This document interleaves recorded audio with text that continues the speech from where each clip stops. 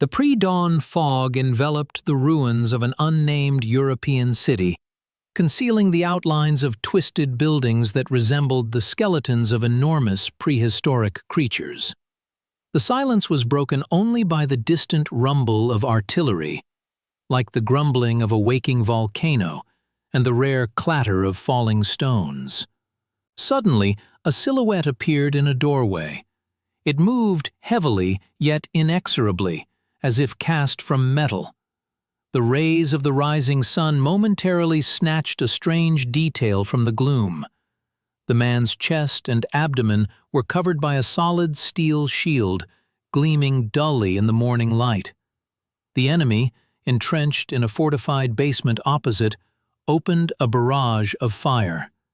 Bullets clattered against the metal, striking sparks, but the figure did not fall. The man merely swayed slightly, continuing his forward motion. This sight caused not just fear among the defenders, but a deep, paralyzing stupor bordering on mystical horror. It seemed as if the war itself had spawned new creatures, invulnerable to lead, capable of passing through fire and turning stone to dust.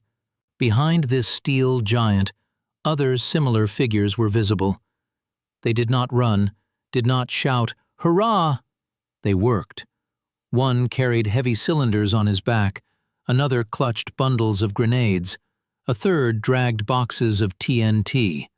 A few seconds later, the space was rent by the roar of a fiery jet striking an embrasure, followed by an explosion of such force that it seemed the very earth trembled in pain. This is how the soldiers of the assault engineering and sapper brigades began their workday. The elite of the Red Army, men who would later be called armored infantry or special forces in cuirasses. Their appearance on the battlefield signaled the end of any, even the most impregnable, fortress. To understand the phenomenon of these units, one must mentally transport oneself back to the moment when war changed its face. By mid-1943, the nature of hostilities had undergone fundamental changes. The time of maneuver warfare in open fields, where tank wedges and cavalry charges played a decisive role, gradually gave way to a viscous, exhausting struggle for populated areas. Cities turned into continuous fortified zones. Every house became a pillbox, every basement a bunker, every manhole a firing point. Standard infantry, even with tank support, proved powerless in the face of multi-layered concrete defenses. Tanks burned in narrow streets, becoming easy prey for panzerfausts, and infantrymen suffered colossal losses from machine gun fire, unable to get close enough to embrasures to throw a grenade. The command recognized the need to create a fundamentally new instrument of war. A force was required that could not just capture territory, but literally gnaw through defenses, break open concrete bunkers, and burn the enemy out of the deepest holes. In late May 1943, a directive was issued for the formation of assault engineer sapper brigades of the reserve of the Supreme High Command. This decision became a turning point in urban combat tactics. The very name indicated the dual nature of these units.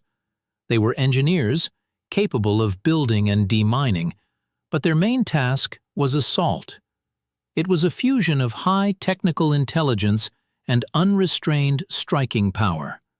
Selection for these units was exceptionally rigorous, comparable to selection for modern special operations forces. New recruits, fresh from basic training, were not accepted. Preference was given to physically strong men, often up to 40 years of age, which was atypical for assault units, where youthful agility was usually required. But here, it wasn't running speed that was needed, but the stamina of a mule and the coolness of a surgeon. A fighter had to carry dozens of kilograms of equipment, a steel breastplate, a stock of explosives, weapons, a shovel, and at the same time, maintain the ability to think clearly under fire, calculating the trajectory of an explosion, or choosing a point for placing a charge. The appearance of these soldiers became their calling card, giving rise to many legends. The main element of equipment that distinguished assault troops from the rest of the infantry was the SN-42 steel breastplate. This item, made of 2mm armor steel, consisted of two plates, chest and abdominal, connected by a movable joint. This design allowed the soldier to bend, squat, and even crawl, albeit with some difficulty. The weight of the _0_ was about 3.5 kilograms. It seemed like a small amount, but combined with a satchel filled with TNT and weapons, the load became critical. However, this weight was justified by every ounce. At a distance of over 100 meters, the breastplate confidently stopped a bullet fired from a German submachine gun and fragments of small mines. In close urban combat, when fire was conducted almost point blank, this protection gave the soldier a second chance. The psychological effect was enormous. The fighter knew that his chest was covered by armor, and this allowed him to act daringly, to go where an ordinary infantryman would be afraid to even look.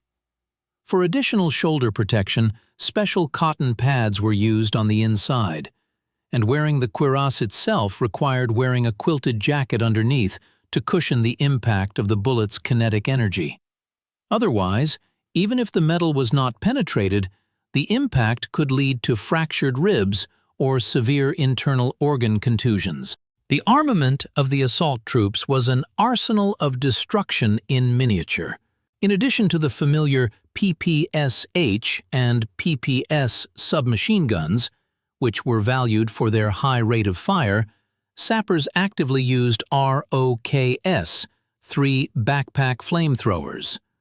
This terrifying weapon turned the operator into a priority target for enemy snipers, as the incendiary mixture cylinders on their backs were lethally dangerous not only for the enemy, but also for the flamethrower operator themselves. To disguise the flamethrower, designers resorted to a trick. The barrel of the flamethrower outwardly resembled an ordinary rifle, which allowed the soldier not to stand out in the crowd until the moment of opening fire. But when the rifle spewed a stream of flame 30 meters, the element of surprise was complete. An integral part of the arsenal was captured Faust Patron. Soviet engineers quickly appreciated the effectiveness of German anti-tank grenade launchers, not only against armored vehicles, but also against buildings. The cumulative jet penetrated brick walls, creating breaches for penetration, or destroying manpower with a shock wave in an enclosed space. But the main caliber of assault brigades always remained explosives. TNT blocks, anti-tank mines, special concentrated charges. All of this was used to blow up walls, doors, barricades, and strongholds. Each soldier was a walking ammunition depot, capable of single-handedly collapsing the entrance of an apartment building. However, equipment and weaponry are only the visible part of the iceberg. Behind the steel plates were living people, whose internal transformation was no less profound than their external gear. Service in an assault engineering sapper brigade formed a special type of warrior psychology. It was a strange combination of fatalism and the highest professionalism. Each of them understood that they were at the vanguard, that they would bear the brunt of the first blow. The casualty statistics in such units were peculiar. Wounds to the limbs and head were more common than to the torso, which was protected by armor. Soldiers learned to suppress the instinct of self-preservation for the sake of fulfilling the mission. When the assault group approached a pillbox, time stretched for them. The world narrowed to the size of an embrasure from which bullet tracers flew. At that moment, thoughts of home, of the future disappeared. There remained only cold calculation. How many seconds until the machine gunner reloads? What angle to choose for throwing a grenade? Where the dead zone of fire is? This required not just courage, but icy calm. Hysteria or fussiness of one sapper could destroy the entire group as they worked in the closest coordination. One provides covering fire, another sets up a smoke screen, a third crawls with a charge. Within the collective, a unique atmosphere of engineering brotherhood reigned. Unlike the regular infantry, where numerical superiority was often relied upon, here a cult of skill prevailed.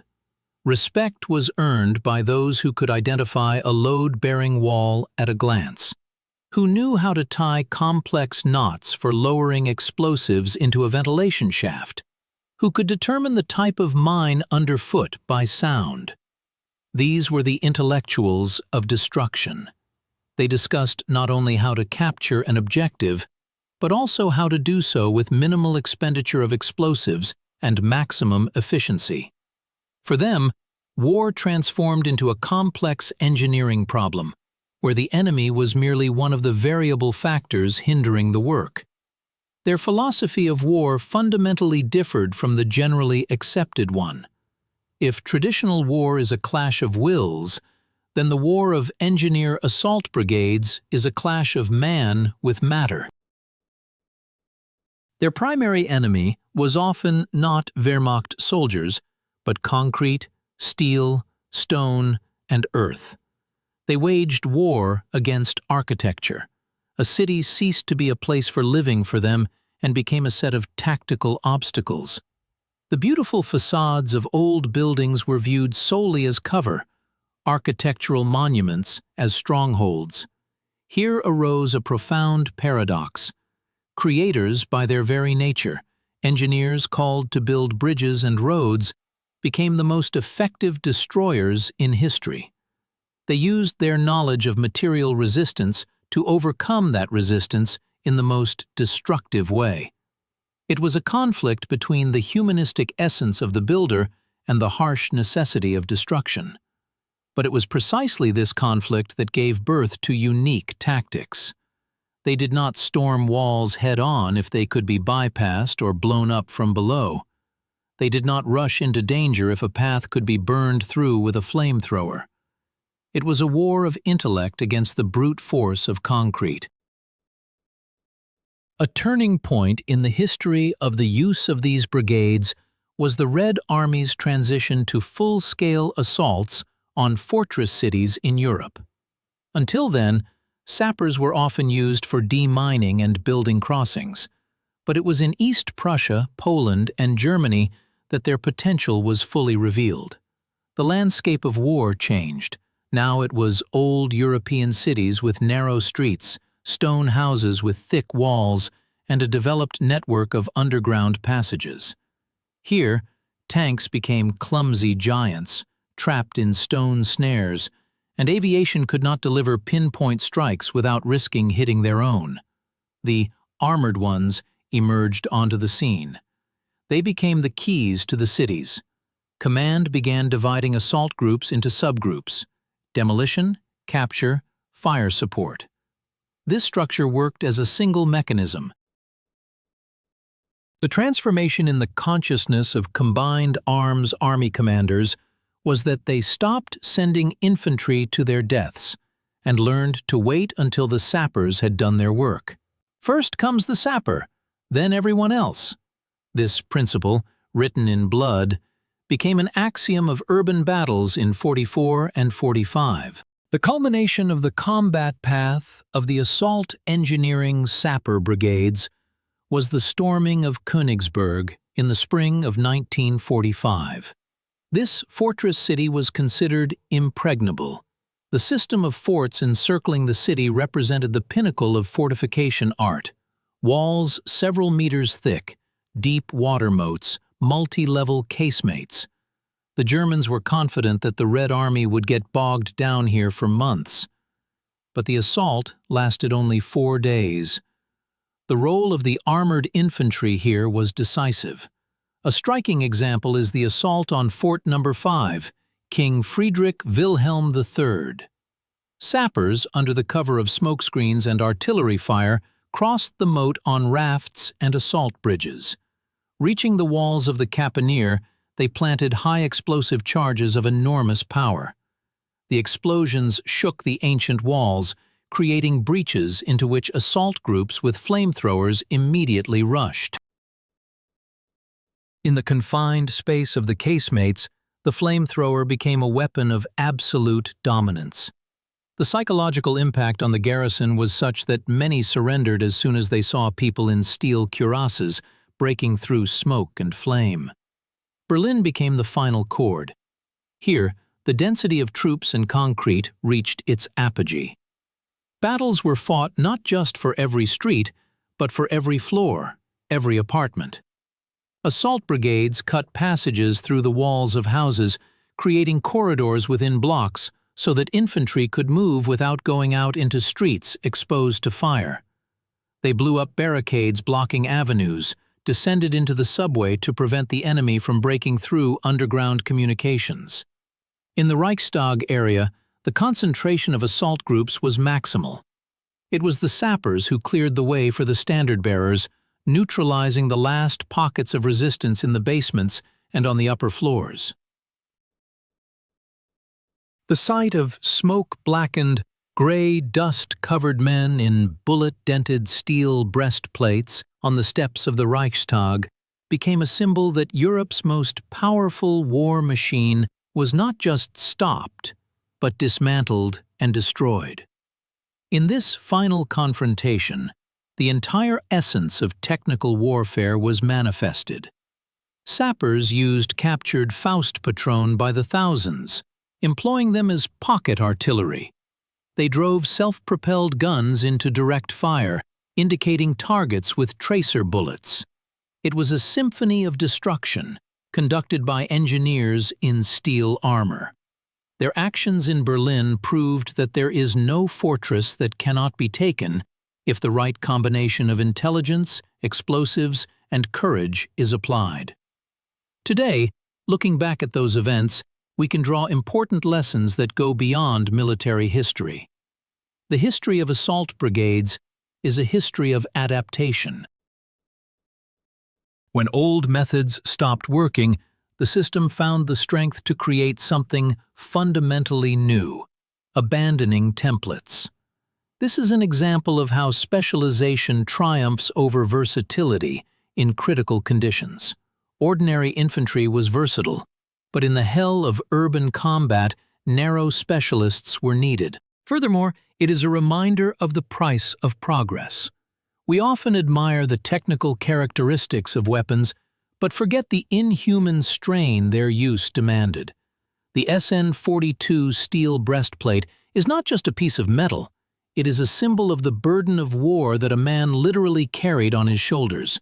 It is a reminder that behind every strategic success stands a specific person overcoming fear and physical limits. In the modern world, where conflicts increasingly move into urban environments, the experience of those brigades remains terrifyingly relevant. Technologies have changed. Drones, thermal imagers, high-precision weapons have appeared. But the essence of urban combat has remained the same. It is a claustrophobic nightmare, where everything is decided by the training of the assault group and its ability to interact in chaos. The principles laid down by Soviet assault engineers, object isolation, suppression of firing points, breakthrough and clearing, form the basis of the tactics of modern special forces worldwide. Concluding the story of the armored infantry, we mentally return to that image in the morning fog. A soldier removes his heavy cuirass. Deep dents are visible on the metal, traces of bullets that missed their mark. He tiredly runs a hand over his face, wiping away soot. The roar of battle has subsided, the city is taken, his work is done. He does not feel like a hero from epic poems. He feels like a worker who has completed a heavy shift in the most dangerous production in the world. These steel breastplates can be seen in museums today. They hang silently and motionlessly, covered with the patina of time. Visitors often pass by, lingering at tanks or airplanes. But if you stop and look closely at the dents on the breastplate, you can hear the echo of those steps. Heavy, clanking steps of people who walked through fire, unbending, because they wore armor, and inside was a will of steel. They were the ones who, with their own hands, dismantled the war brick by brick to hasten its end. And this clank of metal against stone should resonate in our memory as a reminder that even the strongest concrete crumbles before the power of the human spirit, encased in the armor of determination.